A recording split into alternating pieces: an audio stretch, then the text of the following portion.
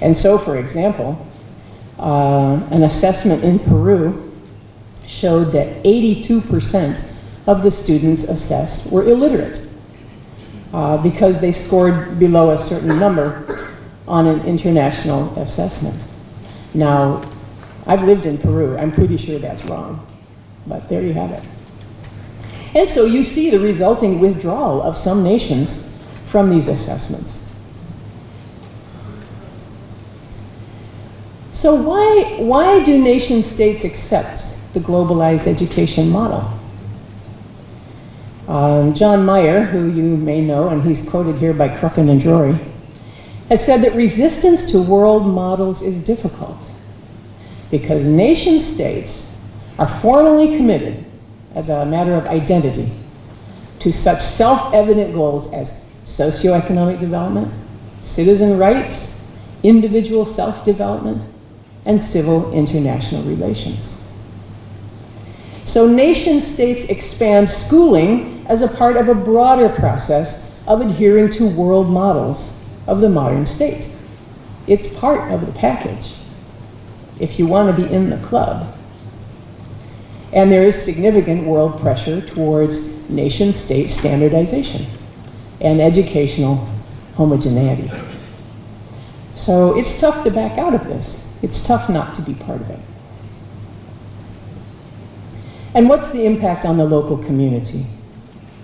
Well, most learners in African classrooms, we know this, experience very different life realities from learners in classrooms of the global north.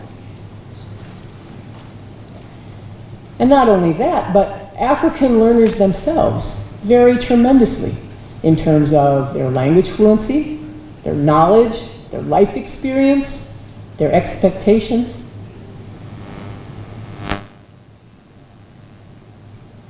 But globalized curriculum does not make space for those differences. Globalized curriculum does not attend to the linguistic and cultural features that would characterize quality, equitable education for all learners. Well, what about local ownership of education? That's quite in the discourse. But what you find, at least what I've seen, is that local participation in education is generally limited to contributing for school buildings, paying teachers, labor, maybe providing food for the kids or for the teacher. And so this decentralization and local ownership of education provision has not generally meant community influence on curriculum. And indeed, what you see is that the knowledge that makes up globalized curriculum is more often conveyed by the kids to their parents. They come home and tell their parents how things are. And in fact, research Maida shows that some community, family and community members may not even consider connecting with the school due to a mismatch between their value systems, what they think is worth knowing, and those of the school. And Maeda contends that this mismatch is often overlooked in education policies that advocate community involvement. How can the community be involved if they don't value the same things as the school is valuing? So the question, can globalized curriculum be appropriated by local stakeholders? And when I use the term appropriated, I mean like they take it, they twist it, they turn it around, they make it like they want it to be, and then they give it to their kids. Is that possible? Well, I think it can be done. I think it has been done, and it is being done. And I'm going to give several examples of places I've seen or worked where local stakeholders are actually having an influence on curriculum. And I know there's many more examples than the ones I know. And so I would invite you, as we go through the examples I have, to think in your own mind of any examples you know of, where local community is actually having an impact, is actually changing the curriculum of the schools where their children are going. And we won't have lots of time, but just be thinking about those, because I know there's more examples out there that I haven't seen. I'll start with Burkina Faso. And the dates that you'll see on these examples are the dates that I was either part of research, part of a program, or so. And the date is quite relevant, as you'll see later. So Burkina Faso, at least in 2010, one example that I saw were the Centre à Passerelle, known in English as speed schools. I know my accent's terrible, but my English accent's pretty good. So the Centre à Passerelle are intended for out-of-school children who are too old to enroll in primary school. If they get to a certain age, they can't be enrolled in first grade in Burkina. So the buildings are provided by the local community. You can see that one there. And the question that the Centre à Passerelle answers is, what knowledge do these children need, and how can we deliver it? So this is a 9-month course, 1 school year. The curriculum is quite limited. Basically, mother tongue reading. This was in the More language area, so it was More language reading. And you can see the different letters, the More alphabet. Maths and French as a second language. And the learners, after 9 months, often can test into grade 4 of the local primary school. Now you can guess, parents like this one very much. Why? Because that is at least 2 years of school fees they don't have to pay. Yeah, and you can see the little girls doing math over there and so on. Another example I saw in Burkina are the écoles communautaires, community schools. And the ones I saw were basically non-formal education alternatives where there is no government school, no schooling provision. These schools were run by a school management committee rather than a PTA, so there was significantly more input from parents and so on. And the teachers are financially supported by the community. They may or may not be certified teachers, but the community pays them and trains them. Well, the community doesn't, but the NGO that runs the community school. They use the local language medium of instruction. In this case, I think this was also in More. And they have this explicit instruction in oral French as a second language. Now, I haven't seen this. I haven't been in every classroom in the world, but this was great. The story, the pictures, are a little girl who's going to school, and she has left her bag on the table at home.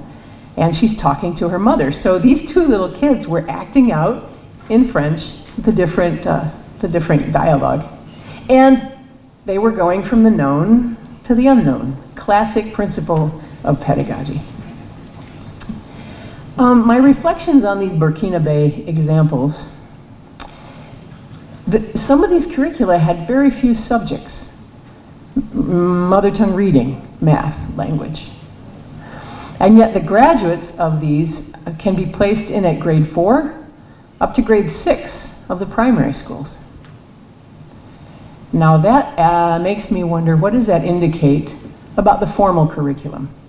How is it that a child who has just had these subjects can test in at grade 4 of the primary school? It's something to think about.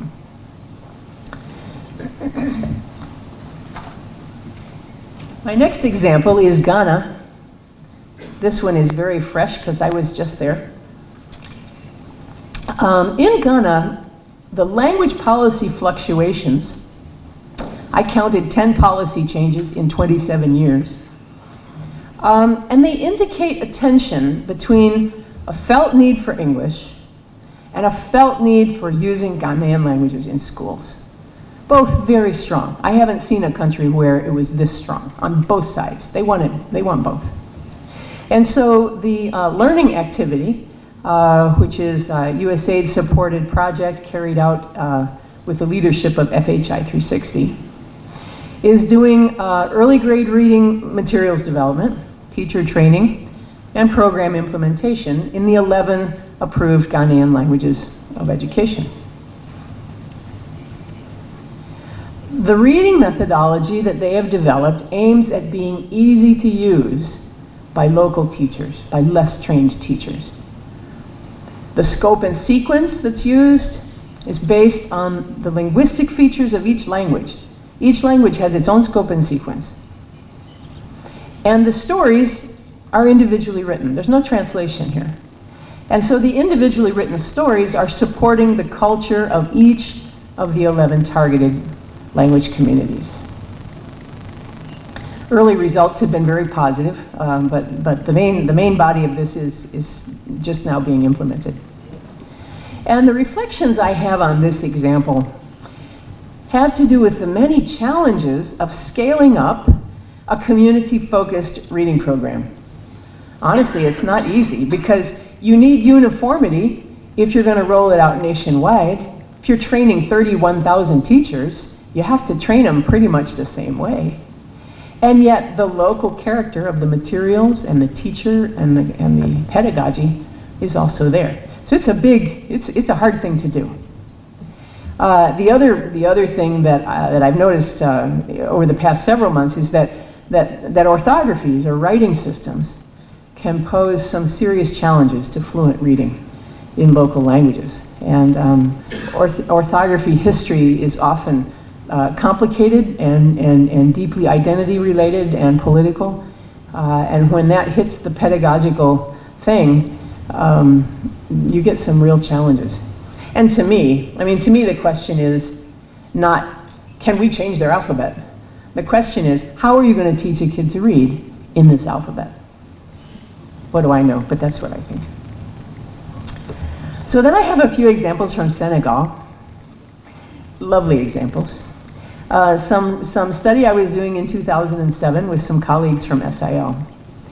And they took me to the Jola Kwatai language area. Now the Jola Kwatai people live in near Cap Skirring, so the south and west corner of Senegal.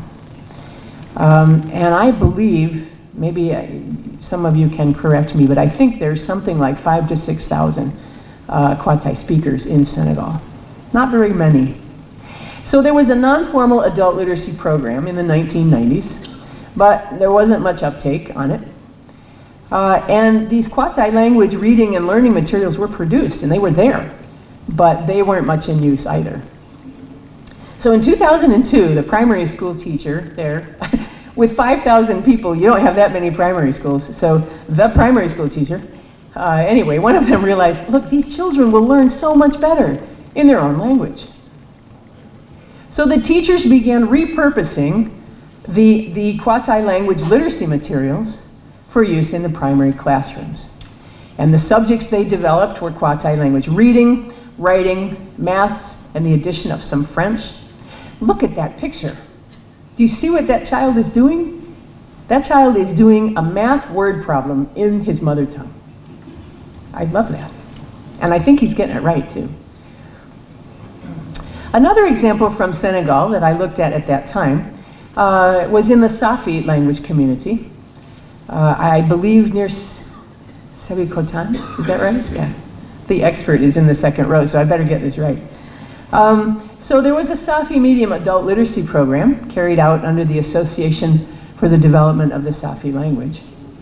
And the Safi Literacy Office was called, in Safi language, Basket of Treasure.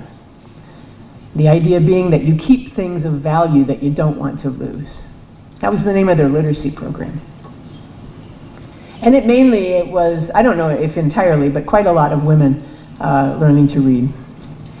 And these ladies at some point said, we need a Safi medium preschool too. And so one of those was begun out of the felt need of the moms. And you can kind of see what that was about. Now, reflections on these two examples, I would say, you see that local level education activists can really go far in helping to generate locally relevant curriculum. Local level activism, you can't do without it, and with it you can go far. Another thing that we see here is that when adults learn to read in their own language, they often want opportunities for their children to learn that way too. And it bleeds over into the formal school sort of space. And also it can be easier to bring innovative mother tongue-based curriculum into preschools than into primary schools, since they're often less formalized.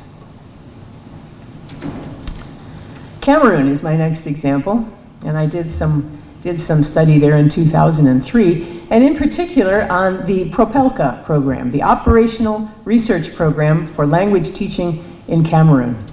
The title was in English, and the acronym is French, so it was very clever of them to be bilingual that way. This is a program set up by the University of Yaoundé's Department of African Languages and Linguistics, the Ministry of National Education, the National Education Center, the Center for Anthropological Research and Studies, and SIL in Cameroon. It was begun in the early 80s, early 1980s. And by 2001, there were 25,000 students in 29 Cameroonian language communities that were in the program. And I have to say here that this program and we owe a debt of gratitude to Professor Maurice Tadadieu, who was very instrumental in the development of this program.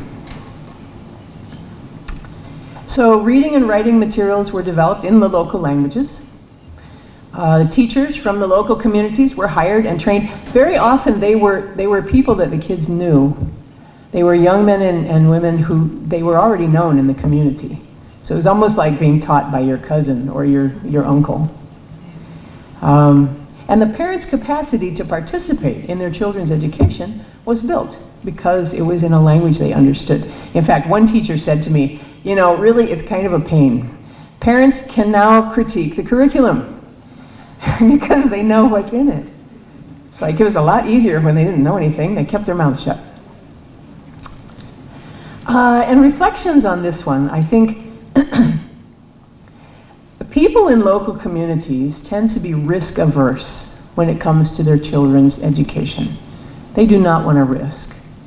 And for many of them, using the local language is too far outside what they assume is the accepted curriculum. That's why advocacy and evidence that their kids are learning better in the local language is really important. Interesting also, these parents, I asked them what they thought good primary school would do for them or for their kids. And their answers, what they expected from primary school: good community citizenship, a child behaving in a civil manner, maybe some math, maybe some English. That's what primary school does for their kids. Now the question is, why has reading comprehension not even been in their expectations? I'm guessing it's related to the language of instruction.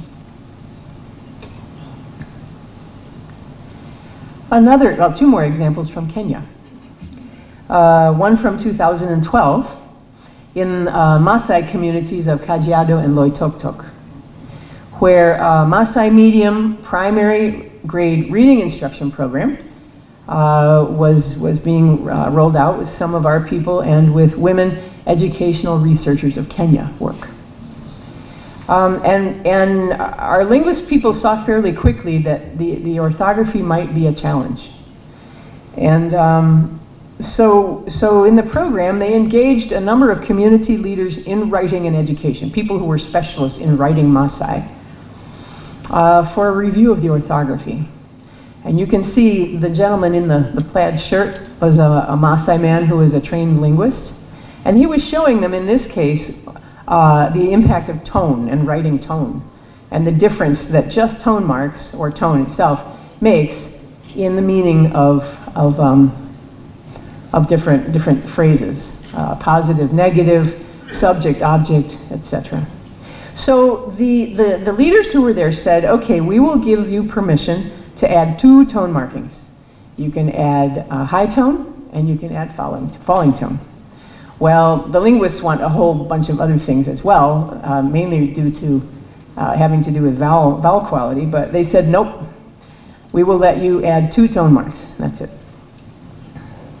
As a result, the tone marks were added into the materials, as you can see on the left there. First graders were reading Maasai stories independently within a few months. Made a huge difference. And my reflections on this one. Community-owned decisions can be tricky. Who exactly is the community? I mean, we got 10 to 30 people together that were recommended, and we called them the community. But how do you know who's the community? They kept telling us, you need to invite more people to lunch, and then we'll talk about it again. I said, well. And the other thing is that the owner's decisions, mind you, the owners of a language are the speakers of the language. And their decisions about their written language are based on many, many considerations. Not just linguistics, not just reading pedagogy. And that can make some of us impatient, but that is the way it is. And then the other Kenyan example from 2014 is a community-based literature project amongst the Kamba communities who speak the Kikamba language. And in this project, a number of parents, teachers, and older students were taught to write grade-level stories in Kikamba. The authors chose the themes: why stories, stories with moral themes, adventure stories.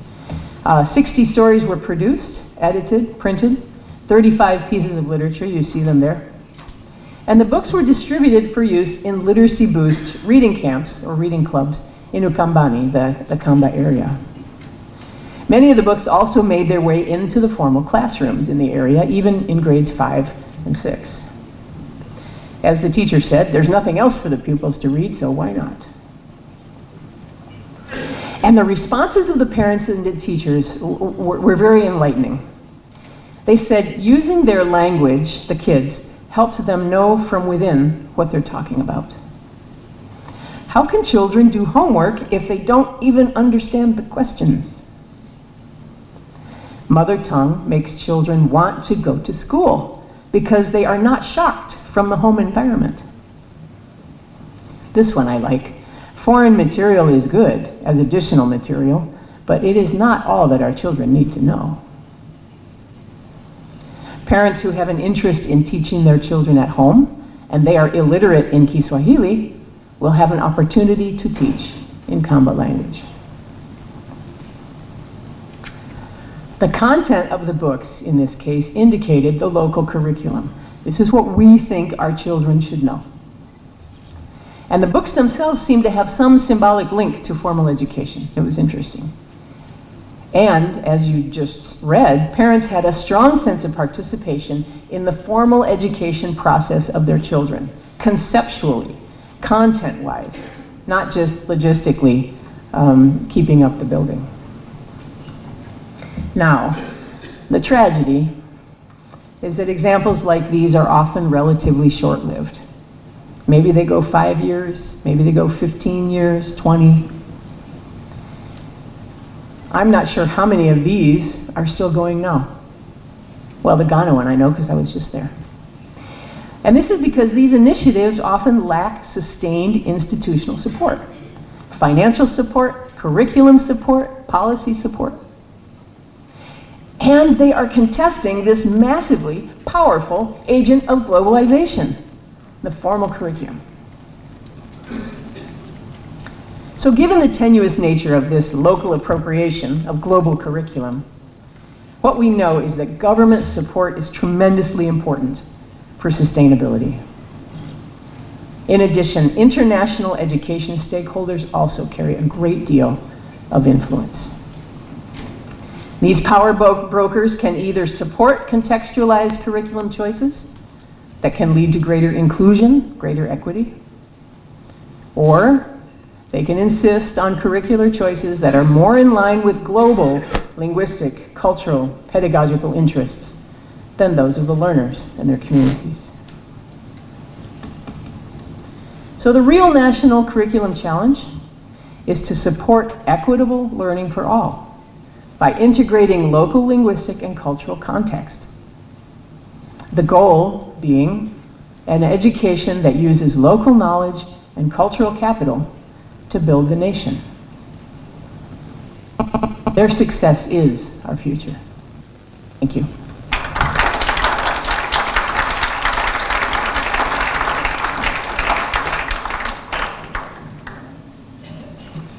Thank you very much, Barbara, for such a nice, end on.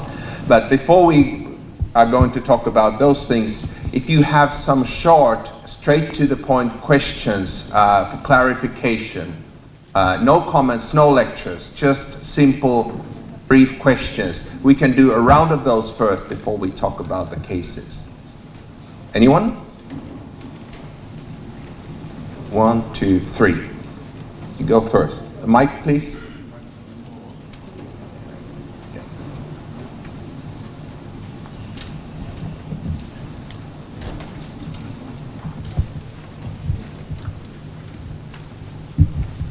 Hello, Isabel Grab, British Council, Lebanon.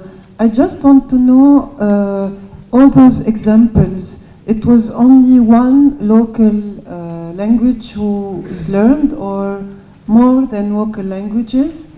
And do you know about a lot of language, local language that had the same approach together? Thank you. Having taught myself in the Sudan and what was Zaire, what is now the Democratic Republic of Congo, I respect what our speaker has just said, and it sounds wonderful, but I fear that the global power structure is far too strong to allow it ever to happen. Okay, thank you. Barbara, would you like? The only language communities in these different countries that have had things happening, which is why I think hearing from you regarding other instances of this sort of thing will be useful. No, they're by no means the only ones out there. And I think that is grounds for hope. The second question, I think my answer would be no. I think that's my answer. And then regarding the global power structure being too strong, let's not be that pessimistic. Surely, power to the people. Surely we can make a difference. The communities that own the languages that their children need to be speaking in school. Those of us who spend our lives in advocacy and evidence-based advocacy, we hope, do not believe that the global power structure is too strong. And the other thing is, globalization has to end sometime, right? It's going to burn out. At least that's how it looks to me. So we have to be there. We have to be ready when that happens. Okay, thank you, Barbara. And a comment to you that I agree with the point about globalization. If you study what's happening in Southeast Asia today, it's just the opposite trend. You see hundreds of local languages being introduced in formal school systems, and maybe one day this movement will come on this continent as well. Now we have 15 minutes, and we'd like to talk about the cases. So Barbara had cases from around Africa, but if you are aware of, or you're working on a similar program or project, or are aware of a program where local knowledge, local wisdom, and local language is being used in different kinds of educational activities, can you please very briefly relate those cases to what you heard from Barbara? Mm-hmm. And we'll try 2 or 3 first. Anyone? There must be other languages and other programs that are using local knowledge and wisdom. Okay, we start here. You already had your chance. We start with the lady, the back, in the middle. Okay, we are having a very, very small pilot that comes directly out of research on rural multilingualism. We are developing a complementary program where adults and children can learn to write their repertoires. And we have the entire team here, so if you want to talk to them, they're all sitting here and can tell you about it. So please clarify the country, Senegal, southern Senegal, and which language was this? It's language independent because we work in rural multilingual areas where people have repertoires that span 6 to 10 languages, genetically completely unrelated languages, but also very closely related languages. And it seemed very unrealistic and artificial to impose boundaries on people's repertoires in writing, as is done in many mother tongue literacy campaigns that always impose the selection of a language and hence exclude many people. It's also a very mobile area. And so we wanted to create an inclusive alternative. Thank you. Would you like to comment now? Or I'll start by voicing a complaint or protest that we came here to exchange views and not just to support what has been said by the keynote speaker. And so I really love your presentation. It's very highly motivating. What I want to raise as issues, one of them has to do with globalization. I think it's been wishful thinking because the reality shows that there is an interpretation of globalization that is true, and there is another interpretation of globalization about the elimination of diversity, about uniformity, that is not true, and you showed that. And so a question that arises from your presentation is, why are we sticking to a dream that is not materializing? The second question is, the parents that are involved in the kind of programs that you have shown, aren't there any signs of discouragement? Signs of discouragement, in the sense that you actually, as you said, you train pupils and students to function in their societies. And what do we have at the end of the tunnel? A system that operates in another language. When I went to school, I started elementary school, my parents used to draw my attention to the teachers, my models. And as I move up the education system, French became the language that I had to aspire at. And eventually somebody taught me English that gave me my ticket out of my country. And now the young people in my country that know I am a professor at the University of Chicago, what do you suppose they think? If Mufwene didn't learn English, he wouldn't have got a ticket to go to the University of Chicago. So there is something at the end of the tunnel that doesn't jive with what seems to be working. And I think that's an issue that we have to address. Okay, thank you, sir. This is just to explain about the speed school Barb mentioned. And as a SAHEL in Ethiopia, we partnered with Geneva Global Initiative, where we got fund from, and we ran a speed school there. And this speed school was especially focusing on the dropouts and who were gathered to be, in the school, and given a curriculum grade 1 to 3 in 1 year time, and then it has worked. I mean, when these children pass to grade 4 and go to formal school, they were achieving good scores as compared to the formal children. And this is because they were learning in their own languages, and they have been given a special treatment in such a way that they were learning full day. And so this speed school thing also functions if it is properly treated. And we have that case in Ethiopia as well. Okay, thank you very much. that what Professor Mufwene said is definitely needs addressing in particular. Why are we sticking to a dream that is not materializing is a question beyond me. I think my approach is to look very local and to say, so what is happening in rural communities in Kenya or in Cameroon?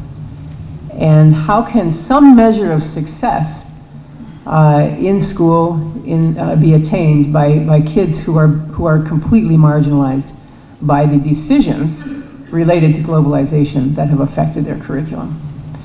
I think that the signs of discouragement have to do with non-sustainability of these programs, and I think the non-sustainability has to do with a lack of institutional support. That's it. Any of these could go nationwide, and they haven't. And I think and government is the ultimate institution that needs. I mean, it's the sustainable support, isn't it? Really, but even other, you know, the 5-year programs that then end and leave the kids what, better off? Not. It's hard to tell. I think that the aim, certainly anywhere in Africa and maybe anywhere in the world, needs to be multilingual learning. And I think that you, Professor, are like a shining star of inspiration for kids who know that if it is not impossible for them either, because they see you. I think that in the cases, every case I described, where the program went far enough, it always moved into French medium, English medium, etc. And I think it gave the kids a leg up, so to speak, in these systems that required them to have learned something. And learning to read, learning math in your own language means that you know math now and you know how to read.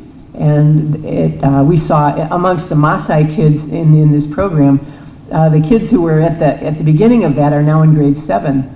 And there's a group of about 6 or 8 of them, and the teacher was posting pictures on Facebook of these boys. Well, they're not little anymore. He said they're outperforming everybody, you know, because they had a year or 2 even in their own language. I think, I don't want to say that whatever we can do is plenty. That's not true either, but you have to start somewhere. You have to start. I don't know if that's a really good answer, but that's sort of in my head. We have time for one more question, and it should be a woman to keep some kind of gender balance here. So, and then the answer will have to come from a man. I mean, there's small men in the room, I know, but we've heard from 2 women and maybe 3 or 4 men. So, one more woman. Okay, lady in yellow. Study from Uganda, and then a question at the end. We do have a program called ABEC, Alternative Basic Education for Karamoja. It was basically designed by the Ministry of Education for the pastoralist disadvantaged community of Karamoja, where children were not going to school because they were accompanying their parents to rear cattle. So the curriculum was designed, it was called mobile schools in their local languages to provide education that suited them. The other case study is actually run nationally. It's called the thematic curriculum for grades 1, 2, and 3, where the curriculum is delivered based on themes, but delivered in the mother tongue that is commonly spoken in the different languages. So the languages are quite many. It is delivering results, but the main challenge has been that the teachers were not really trained in delivering the curriculum in the mother tongue. So my question to you actually, in all those case studies that you've delivered, what kind of preparation or training was done to the teachers to deliver? Thank you. And Barbara? Okay, thank you. It depends on the nature of the program. And a number of the programs that I described are not very big, and probably you would have seen in-service training of the teachers who were participating. The big things in teacher training that we've seen is they need to be able to read and write their own language. And so that's a big piece of it, reading and writing fluency in the language that they're supposed to be using when they teach the children. And the other one is the pedagogy of teaching reading in an African language. It's not like teaching reading in English, or at least it shouldn't be. And so those are the main things. The bigger one, the Cameroonian example, there was a whole program of in-service where teachers would come every year for a few weeks for upgrading and so on. And I think that's probably the only example I gave you that had active involvement by the Ministry of Education in the program. And I don't think that was accidental.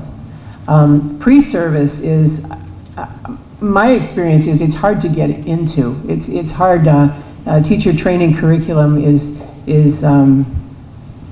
maybe it's so formalized, or I'm not exactly sure, but it's not easy to get changes into a national teacher training curriculum. So. Thank you, everyone. Time is up, and but what we've learned this first day is that there's so many issues to discuss, and I realize there's a reception coming up and coffee breaks tomorrow and lunches, so let's keep on talking. And let's give thanks to Barb once more. And I'll turn now over to Philip for some announcements and what happens next. Philip.